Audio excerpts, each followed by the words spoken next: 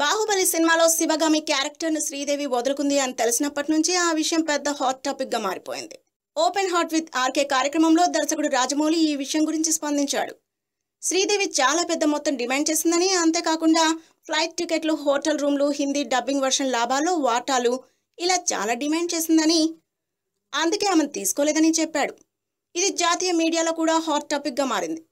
ప్రస్తుతం ma'am cinema promotion కార్యక్రమంలో పాల్గొంటున్న శ్రీదేవికి దీని గురించి తరచుగా ప్రశ్నలు ఎదురవుతున్నాయి. ఇప్పటివరకు బాహుబలి గురించిన ప్రశ్నలకు నో కామెంట్ అనేసిన శ్రీదేవి తాజాగా ఓ ఇంటర్వ్యూలో పెదవి విప్పింది. బాహుబలి సినిమాను చూడలేదని ఓ ప్రశ్నకు సమాధానంగా చెప్పింది. నిజం చెప్పాలంటే నేను ఇప్పటివరకు బాహుబలి సినిమాను చూడలేదు. అందరూ ఆ సినిమాను నేను వదులుకోవడం గురించే మాట్లాడుకుంటున్నారు. దీని గురించి నేను హైదరాబాద్లోనే మాట్లాడాల్సిందే. ఇది రోజు రోజుకు పెద్ద ఇష్యూ అయిపోతుంది. ఎవరికి నచ్చినట్టు వారు ఊహించుకుంటున్నారు. ఆ సినిమా వదులుకోవడానికి నా కారణాలు నాకున్నాయి.